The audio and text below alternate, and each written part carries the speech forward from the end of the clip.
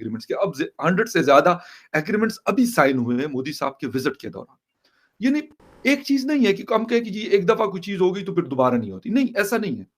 मतलब Indian diaspora से address करना, मंदिर का इफ्तिताह करना। कि पिछले 10 साल से ख़ास तौर पे जब से प्राइम मिनिस्टर मोदी ने ऑफिस संभाला, तो हमने ये देखा कि तकरीबन एक बड़ी तादाद में, कहा जाता है 15 एक दौरे जो हैं मिडल ईस्ट के नरेंद्र मोदी साहब ने किए। जो ज़रूरत लोगों को थी हमारी वो यही थी कि अफगानिस्तान पे अटैक करना है, तो जी हमने उनको जगह दे दी, उससे ज़्यादा कुछ नहीं। पाकिस्तान ने बहुत टाइम पहले से जो है वो अपने आप में काम करना छोड़ के और इस तरह की जो इजी पैसा जिसको हम कहते हैं ना कि बैठे बैठे मिल जाए, ताकि इंडिया को जो है वो अरबों से दूर किया जाए। और अरब राय आमद चूँकि बुनियादी तौर पे बहुत ज़्यादा उस तरह इंटरनेशनली कनेक्टेड नहीं रही है, में उतर रहे हैं और हम उसमें उतरते चले गए और हमारी यही गलती जो है वो आज हम भुगत रहे हैं और अभी भी ठीक होने के लिए तैयार नहीं है। भारत ने दूसरी तरफ ठीक है एक टाइम, मेरा ख्याल है मिसेस इंदिरा गांधी के टाइम पे एक बार उन्होंने लोन लिया था।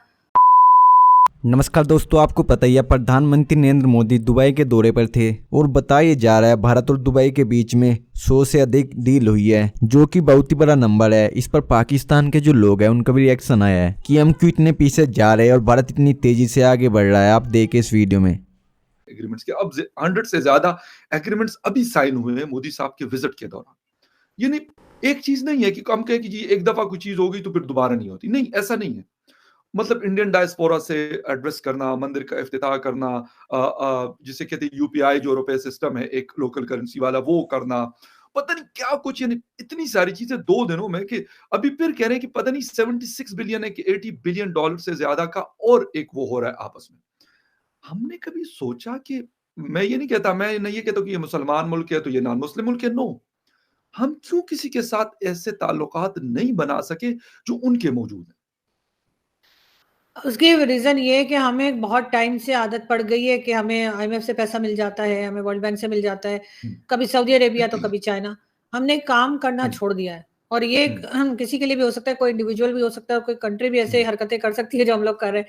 तो हमने जो है बिल्कुल इस बात को छोड़ दिया कि हम कोई ट्रेड करें, हम कुछ बनाएं, लोगों को हमारी ज़रूरत हो। लोगों को हमारी ज़रूरत खत्म हो गई है। हमें जो ज़रूरत लोगों को थी हमारी वो यही थी कि अफगानिस्तान पे अटैक करना है, तो जी हमने उनको जगह दे दी, उससे ज़्यादा कुछ नहीं। पाकिस्तान ने बहुत टाइम पहले से जो है वो अपने आप में काम करना छोड़ के और इस तरह की जो इजी पैसा जिसको हम कहते हैं ना कि बैठे बैठे मिल जाए, उस तरह के कामों में हम पड़ गए कि चलो ठीक है कोई नहीं, इधर अफगानिस्तान को स्पेस दे देते हैं तो वो जाके वहाँ बलूचिस्तान में जो है, सॉरी अमेरिका को दे देते हैं कि वो जाके बलूचिस्तान में या फिर ये कि अफगानिस्तान में जाके अटैक करता रहे।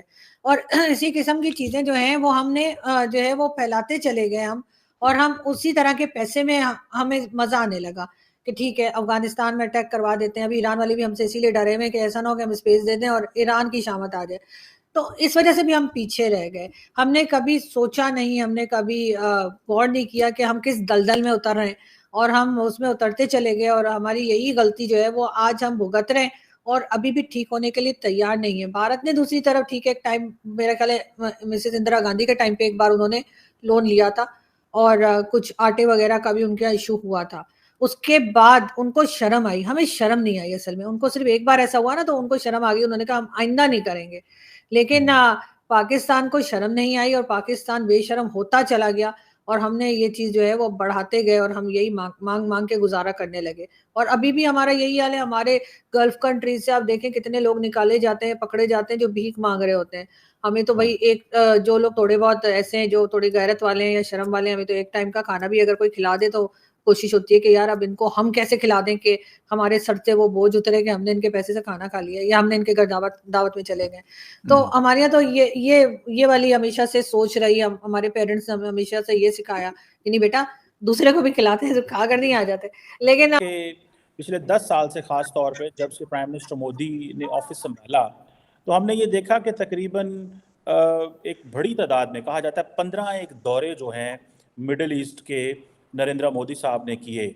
और इससे पहले कहा जाता है कि जब मनमोहन सिंह साहब से थे तो 10 सालों में तकरीबन 4 दौरे उन्होंने मिडल ईस्ट के किए। इन्होंने 10 सालों में 15 दौरे किए। लेकिन जो बड़ी डेवलपमेंट है वो ये है कि ये एक जो बाब्स मंदिर है उसका इफ्तिताह किया गया है अबू धाबी में।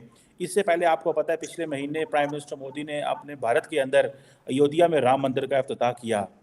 कई लोगों का कहना यह है कि प्राइम मिनिस्टर मोदी अपनी जो इलेक्शन कैंपेन है وہ اس سٹائل سے شروع کر رہے ہیں. یہ ایک الیکشن کمپین کا حصہ ہے. اور کئی لوگ کہہ رہے ہیں کہ نہیں، یہ ایک وقت تھا کہ جب بھارت کے اندر جو مذاہب آتے تھے، اسلام آیا، اور آج بھارت اتنا مضبوط ہو گیا ہے اکنامکلی، پولیٹیکلی، کہ بھارت جو ہے وہ نکل کے تو دنیا میں جا رہا ہے.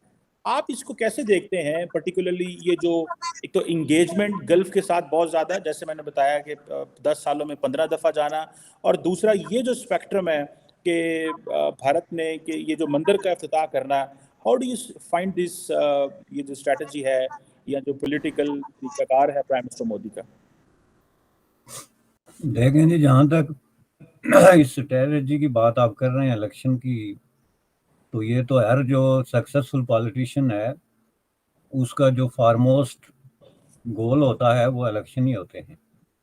کوئی بھی پالیٹیشین جس نے پاور پالیٹکس کرنی ہے وہ ظاہر ہے الیکشن کو نمبر 1 ترجیح دیتا ہے. تو وہ ایک سمجھ میں آنے والی بات ہے.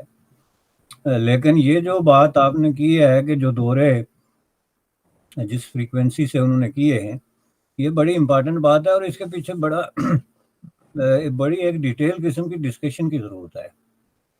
کیونکہ دیکھیں گزشتہ 4-5 سالوں سے بعض حلقوں کی طرف سے جو ہے وہ یہ کریٹیسزم ہو رہا ہے کہ انڈیا کے اندر ایک اینٹائی مسلم ماحول کریٹ کیا جا رہا ہے یا کیا گیا ہے، یا اس کو جو ہے وہ فیول اپ کیا جاتا ہے، اور اس کی بنیاد پہ جو ہے وہ کچھ پولیٹیکل پارٹیز بینیفٹ اٹھا رہی ہیں وغیرہ وغیرہ.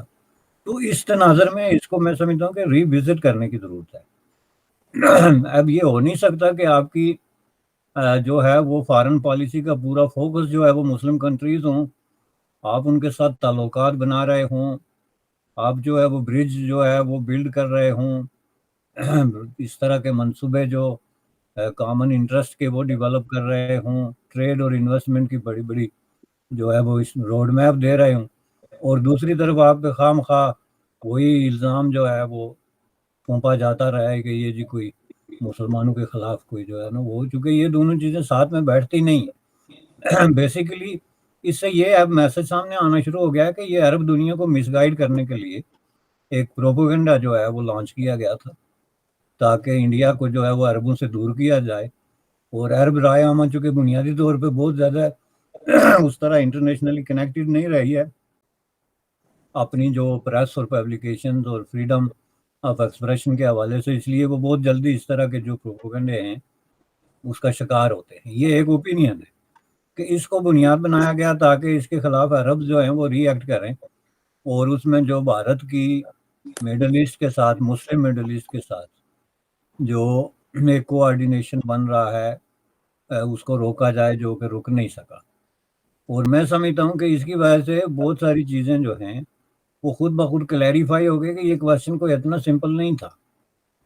اس کو پھر ہمیں اسی نقطہ نظر سے دوبارہ دیکھنا پڑے گا کہ انڈیا کے اندر اگر کوئی ٹینشن تھی کوئی جو ہے وہ مذاہب کے اندر، تو اس کو پھر اسی نقطہ نظر سے پولیٹیکلی دیکھنا ضروری ہے.